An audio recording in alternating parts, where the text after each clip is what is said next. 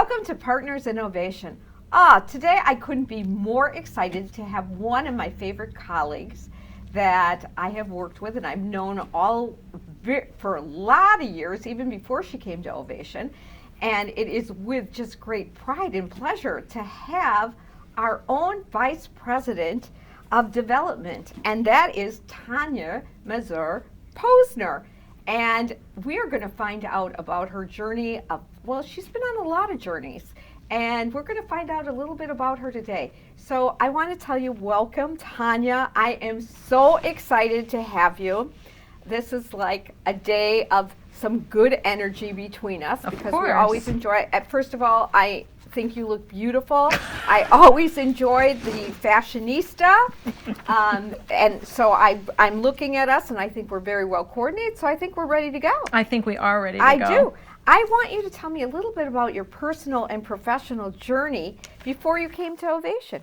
So I began my career in fundraising close to 25 years ago. And I started working at the Jewish Federation of Metropolitan Detroit in their campaign department. So it was their annual fundraising department. I worked under one of the most well-known CEO fundraisers, Bob Aronson, who used to be the CEO of the Milwaukee Jewish Federation many, many moons ago. Yeah, so he was my CEO in Detroit. Amazing. I learned a tremendous amount about fundraising from him. I was there for 7 years, and I ended my career at the Detroit Federation overseeing their Israel and overseas departments. So taking donors to Israel, Eastern Europe, Russia, to see how their overseas dollars are at work. Some of my most amazing trips, some of my best fundraising experiences came from those trips overseas. So I have such incredible and very distinct memories from my working at the Detroit Federation. Close to 18 years ago, I moved to Milwaukee, and I was recruited by the Milwaukee Jewish Federation to oversee the campaign department at our next door neighbor, the Federation of Milwaukee. And I worked at the Milwaukee Jewish Federation for 7 years, overseeing their annual fundraising, also overseeing young leadership, and many divisions within the campaign. I worked with some of the best lay volunteers in my career when I was working at the Milwaukee Jewish Federation, and loved it also. Did also a lot of traveling with donors and lay leaders, again, to see how people's overseas dollars are doing such incredible things. When I left the Federation, I was looking for my next step, my next evolution, and it was at a time where I thought that me and my husband, and at that time I had 2 children, we were thinking about moving back to the East Coast. We made a quick decision to stay back here, and I took on a temporary position with the Milwaukee Symphony Orchestra, which ended up being a permanent position. I worked there for close to 5 years, and I was their Vice President of Development. I also have some extremely distinct fundraising solicitation experiences, including soliciting a $25 million gift. Wow. Which was my most scariest experience, but my most exhilarating experience as a professional fundraiser. And then before I came to Ovation Communities, I was at a wonderful organization called Milwaukee Center for Independence, which used to be Jewish Vocational Services. And they help people with special needs. And somehow Mike found me and I found Mike Sattel, and we made this wonderful shidduch. And in March, I'm celebrating my 4th anniversary here. Oh, mazel tov. That is fabulous, because I've been watching you all the way along, and I met you very, very early, probably early in my career. Yeah. And, we enjoyed meeting each other, and you would always come through through our lobby and then to the Federation, and I got to know you, and we do our little lunches, and now I just love having you on this campus. You're just a bundle of energy. I have to keep up with you with the bundle of energy. I got to tell you, listen, there's a lot of energy that goes on between us. I just have to keep up with the fashionista business with you. Yeah, well, you've taken the new You're a tough thing. act to follow.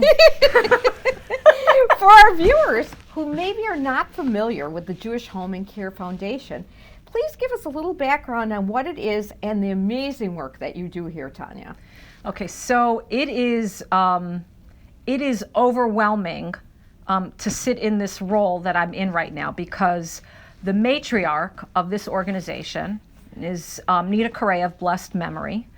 Nita was a master fundraiser. So to take over a role that she previously held is very daunting. She built a foundation that, wow, there are so many Jewish senior living communities look at us as, as a model, as the Harvard of all Jewish senior living foundations. And we have every right to be proud and every right to boast about it. So many, many decades ago, Nita, in her brilliance, felt that in order to sustain the kind of care that we provide our residents and the beautiful settings that we work in and our residents live in, we need to ensure that we have funding to be able to perpetuate that. So she started a foundation. Her major forte was soliciting endowment and plan gifts, and thank God she did that.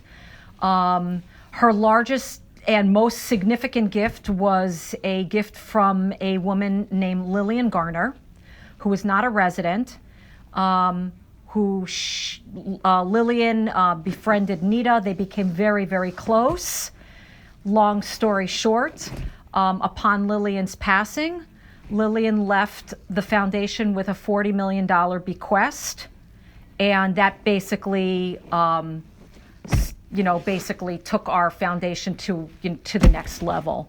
And because of that, we're able to not only help those residents who don't have the means to be able to live here, we're able to provide grants on an annual basis for various activities or initiatives, whether it's music, whether it's to train our next generation of caregivers, lectures, just so many different interesting and unique funds that we have here within the foundation. I feel so proud to have taken over a role that this incredible legacy woman left for me. And I will tell you this, because Nita of blessed memory was one of my mentors, and she would be very proud of the work that you're doing. I have to interrupt you. Speaking of a fashionista, she was the preeminent fashionista. She was, and you know what I always say? Sometimes when I'm doing this, it's so funny. What would Nita wear today? She would have worn one of her beautiful, elegant leather jackets. Now, for those of you who knew her, and even for those of you who don't, when you felt that leather, it was like butter leather. It was so beautiful and gorgeous. She dressed so magnificent. She was just a magnificent dresser. She was. But listen, you and I can appreciate that because we're fashionistas. We are. We're not chopped liver. We're getting up there. Recently you held the 3rd annual innovation event, and it looked a little bit differently this year because it was virtual. All right, and compared to recent years, I think our viewers need to know. Tell us about that. Wow. When we went into our lockdown in March of 2020, I already knew that we were going to have to make some changes in the way that we were fundraising. Mm-hmm. And people were scared, both internally and also industry-wide. How can you continue to fundraise on the heels of everybody living the way we're living? People are losing their jobs. The economy at that point was going into a crazy tailspin. Thank God we know what happened. So I suggested to Mike that we turn our annual event into a virtual event. Mike, thank God, goes along with some of my crazy ideas. It was one of the most complicated events that I've ever done in my 25 some odd year career, because it was like producing a television show. There were videos that had to be produced and uploaded. I had to work with a video production company. We were live streaming it, so there were a number of challenges in that as well. We had some honorees. Some of our honorees came to the event and were there when we were doing the live stream. There was one honoree who couldn't make it, so we had to literally, like the hour before the event started, have that honoree's video uploaded and then shown live as we were going through it. We had a live and silent auction. We had a 50-50 raffle. Then I was acting like a telethon where we're asking people for money live on the live stream. I was schwitzing like crazy. But it was really, I have to tell you, it was incredible. I equate it to like going to Broadway to see a chorus line. Oh, because my goodness. It was so, you didn't know what you were getting into. You had a great idea, and boy, it took on a whole nother life of its own, and you did an amazing job. And that's not even to mention all of the soliciting Right. in order to like make Right. all that money. Oh, and I So, thought yeah. it was so much fun. So and it was a lot of fun. It was a great experience. I Yeah. mean, it was hectic and Yeah. nerve-wracking, but I'm glad I had that type of experience, because it just gave me a new set of skills that I never had before. And that is what's so great about making lemonade out of lemons, especially during COVID. Absolutely. You know, which is really fabulous, you know, because your leadership skills have increased, your donors have increased, you know, everything that you're doing is really a result of when you're faced with a challenge, what are you going to do with that? Absolutely. So that's outstanding. That was a lot of fun. You have, Tanya, you have set up some dynamic lectures and presentations for Ovation Communities through the Jewish Home and Care Foundation. What are some of the things that you're working on now, and what can we look forward to in 2021? Oh, so I have a lot of goodies coming up. Oh, Look at me. Are you going to share? Are you going to share? Am I going to get that out of you today? So we have a The fund Untold Story. The Untold Up Secrets. close and personal. I'm giving you like a real sneak preview. Thank you so much. Oh my gosh. So we have a fund in the foundation. It's the Nina and Sydney Waddell Fund. Okay. That was, it was a bequest by the Waddells, but then it was solidified by their son, Dr. Jeff Waddell, who set it up as a fund to have an annual event revolving around the topic of the Holocaust, because his parents were Holocaust survivors. This will be I believe this year will be our fourth Waddell event. It's another virtual event because we're still in COVID mode. And I am all about partnerships and collaborations. So for the last couple of years, we've always partnered with the Holocaust Education and Resource Center. We'll continue to do that. But this year, we have a special partner, and it will be the American Friends of the Israel Defense Forces. Wow. I'm really excited. Wow. Because we are going to, our keynote speaker will be Eliezer Shketi, who is a former commander of the Israel Air Force, and he's the former CEO of El Al Israel Airlines. No. Yes. Oh. And This so, is some major good what stuff. does he have to do with the Holocaust Yes. is twofold. So Eliezer's father was a Holocaust survivor from Hungary. And for those who don't know a lot about the history of the Holocaust, Hungary's Jews were the last to be rounded up in World War II.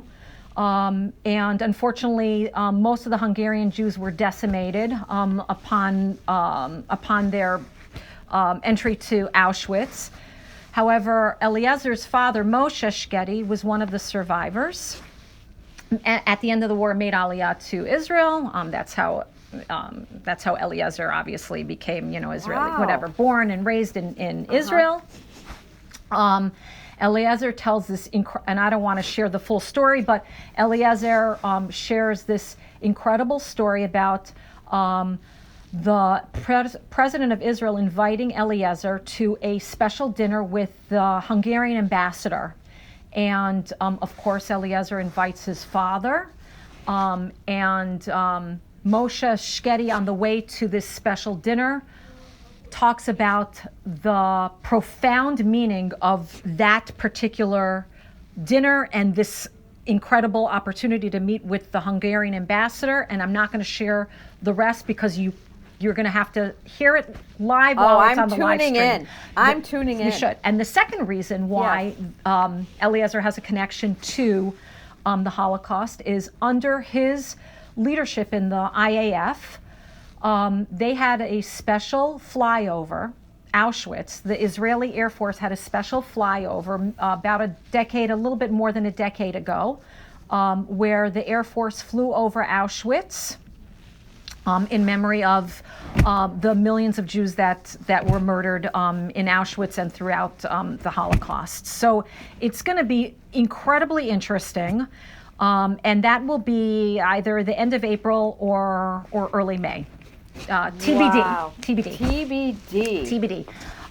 And Herc has been doing a lot of virtual programming, and they average in the thousands of viewers. So we're expecting a lot of viewers, not only from Milwaukee, but basically across the world. So I'm really excited about that. We are also going to be starting a young leadership program called Next Gen Ovation. No. Yes. Tell us about that. So, I told you, you're not just another pretty face.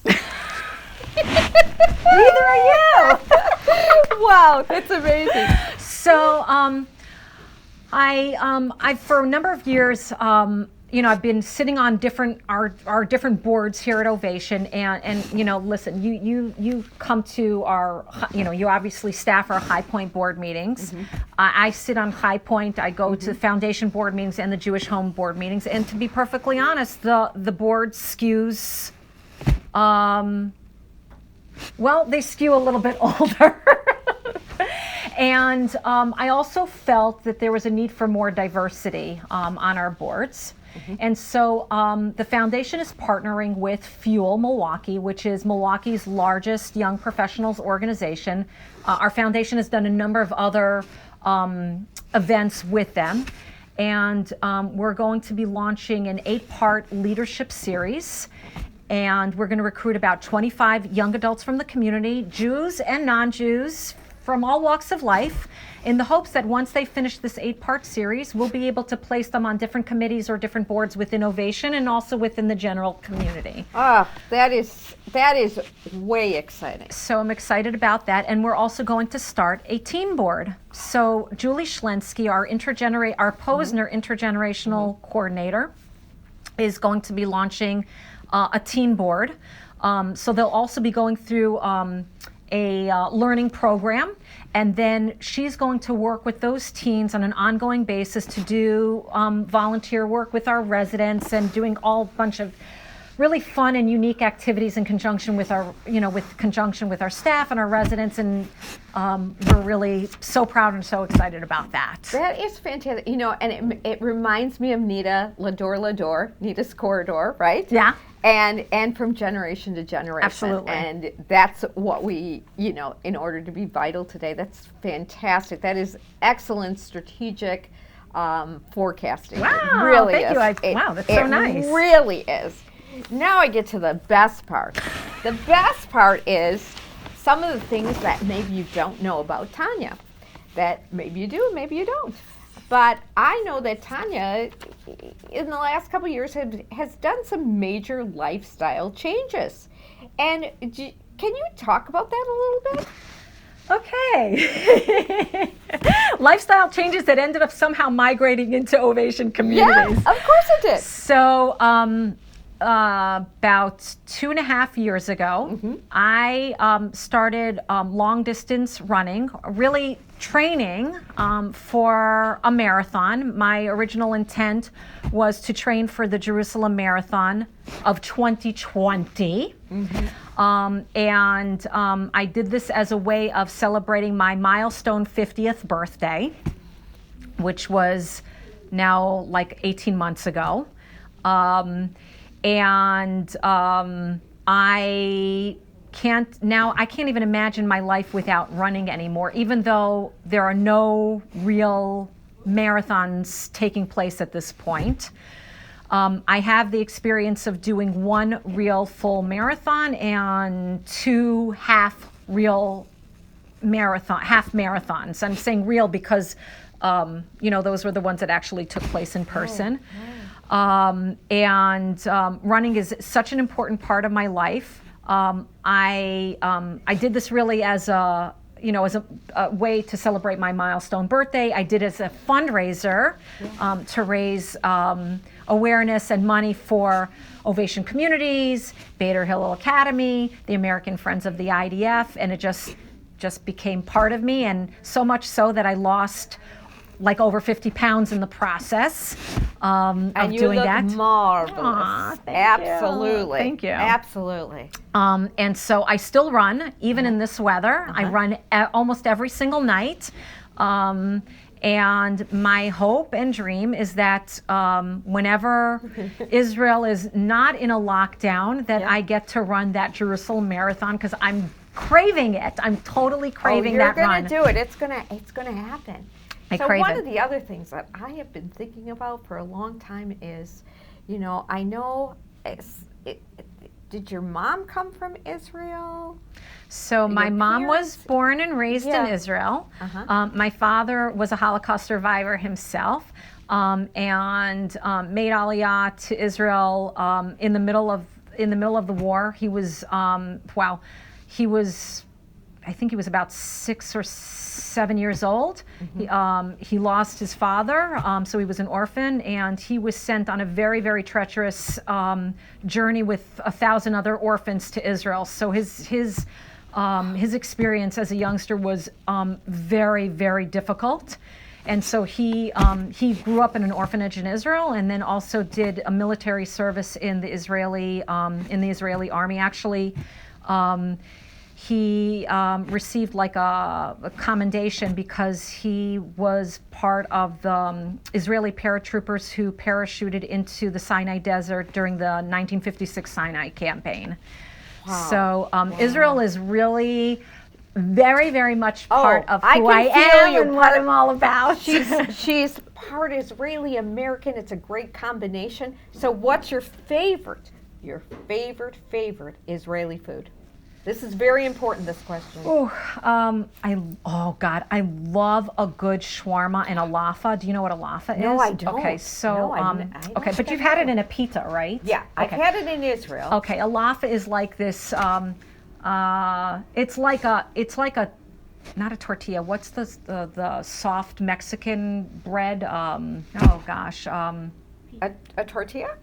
Is a tortilla soft? Yeah. Okay, it's like twice the size of a tortilla, and it's stuffed with turkey shawarma, Israeli salad, French fries, pickles, I've had hummus, tahina, and have you ever had amba? Yes. Okay, and amba. So for those of you who don't know what it is, it's like this chutney mango sauce. It's spicy. Oh, it's the best. Yeah, and I agree with that because I didn't know what it was called. Pleasure. But that, I think the first time I had that was But you have to have it in a laffa, and you have to see how they stuff this thing, and then they fold it up, and then you know, it's like total street food. Can people call you for a recipe for that? Can they? Can they make a donation in order to get that recipe? Actually, I can do it, but I can actually do it because it's pretty simple. But it's always fun, like having it, like from like one of those street vendors. I love that. So my last question, and we're having so much fun, I really don't want it to end. I don't want it to end. I don't want it to end either. This is the best part. My last question of the day is since COVID, what has gotten you through this? what has gotten you through this, and what is this time period? How has that affected you and your mission of fundraising? Ooh, that's a loaded question. So, listen, I'm not a frontline worker, and so I don't see a lot of our frontline workers because they're incredibly busy. Mm-hmm. But I know through you, through some other colleagues, what they're going through, and I think that really, to me, that helps inspire the work that I do, because they really are dealing with life and death situations on a daily basis. Their work changes not daily, but maybe sometimes even 5, 6, 7 times a day. So those are the things that help me kind of stabilize and stay even keeled. My family, of course. Yeah. The running absolutely has been critical, because it allows me to exert nervous energy, energy from anger, energy from frustration. And so those are the things that really keep me going. And also all of the nuancing because of COVID, like for instance, what we talked about earlier with the Innovation annual event that went live stream. Yeah. Though, like doing things in new and different ways always gets me and gets my juices going, and my creativity. And so I just enjoy doing so much, and it really also inspires me. This has been just delightful. Your energy, your enthusiasm, your dedication to our mission shows every day that you're here. And I want to thank you for being such a great colleague, friend, co-worker, and everything else. And thank you for making our Partners in Ovation being a part of our guest today. I'm so excited that you asked me to be here. It's so unusual for me to be on the interviewee side of things, because I'm usually the one interviewing. That's right, but it's kind of fun, isn't it? It is, it's fun, it's different. Yeah, it's kind of different. Thank you again. Thank you so much. So thank you for tuning in on another Partners in Innovation. We're looking forward to our next one. And if you really enjoyed seeing us today, please post your likes and comments on LinkedIn and also on Facebook. And I look forward to our next Partner Innovation series.